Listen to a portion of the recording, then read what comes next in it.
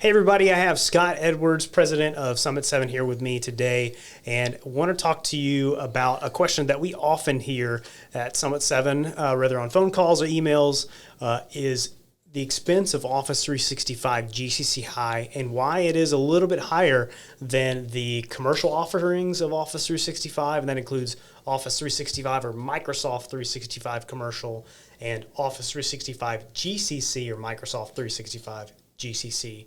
And why Office 365 or Microsoft 365 GCC High is more expensive. Sure. Yeah, this is a question we get a lot. So there's a lot actually going into that when we start talking about cost of these platforms. And, one of the first things that we have happen is kind of a price shock when people get a quote on, for what it's going to be. And there's a number of things that go into that.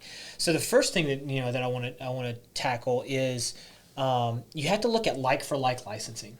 Yeah. Right? Because one of the big things that we see is when people are moving from, say, an Office 365 commercial implementation, maybe they were using E1 licenses, and that's all they had in their commercial instance, and they were using SharePoint, and they were getting email, and they were doing OneDrive, but they had just E1 licenses and nothing else. To go to a compliant infrastructure, you need more licensing, right? And so, whereas you were paying maybe $8 or $10 a month for that E1 license alone, you now are having to pay for not just an E3 license so that you step up to something that has data loss prevention and the other capabilities in it, but you're now also having to pay for an enterprise mobility plus security license so that you can get your mobile device management and the other capabilities that come along with that. AIP. And AIP and advanced threat protection, which is another add-on. So, that minimum, license set that you have to get compliant is significant. Mm-hmm. And so you're stepping up from, potentially what we see in a lot of cases is you're stepping up from a single user license like an E1 to a license suite in GCC High to get all the compliance features that you need. So there's that difference, and that is a big piece of the price difference. The second piece is literally the license for license price difference between commercial and GCC High. Mm-hmm.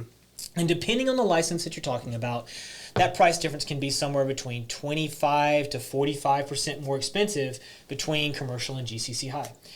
So if you were paying $10 for a license in commercial, that license might be $12.50 or $14 or maybe even $15 in GCC High. Mm-hmm. And that's a pretty common range difference from a licensing standpoint. And there's a few reasons for that. One of the first reasons is because it is in a government data center that was built specifically for Azure Government and Office 365 GCC High and Office 365 DoD.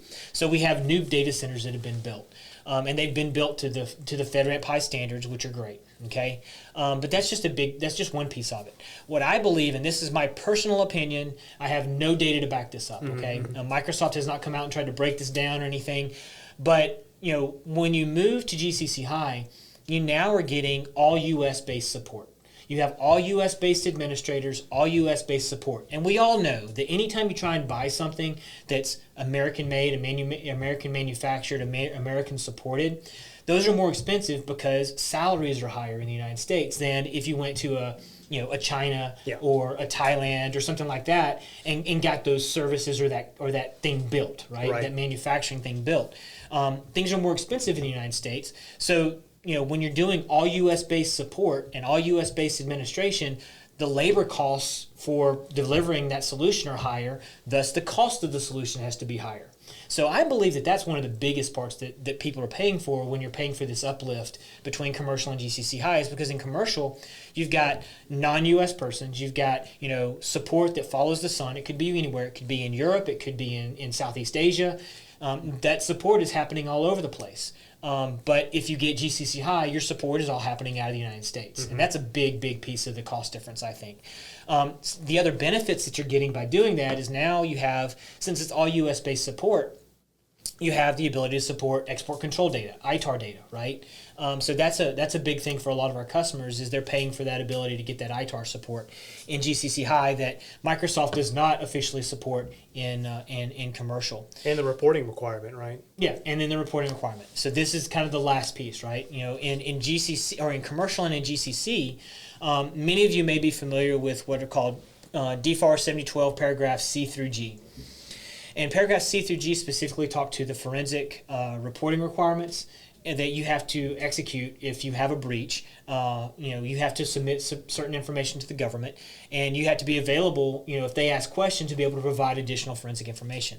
Well, Microsoft doesn't do that in commercial or in GCC. If you have a breach, Microsoft will basically tell you, I'm sorry, we do not provide that support in commercial, and you're basically going to then be forced to tell the government, I'm sorry, we can't get that information because Microsoft won't give it to us. Mm-hmm. And so when you move to GCC High, now Microsoft actually is kind of in the boat with you. And if there's a breach, then they're going to respond to those information requests, those forensic information requests, and help you through that requirement with the government in case of a breach. And so there's a lot of value that you get for that, that 25 to 45% uplift, all U.S. person support, the ability to support export control data, the ability to support the DFAR 7012 C through G requirements. Those all are part of that cost uplift.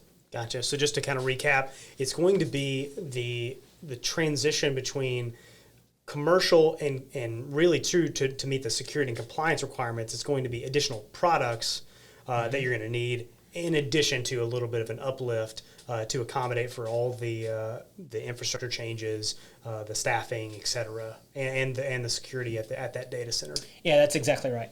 Okay. Thanks.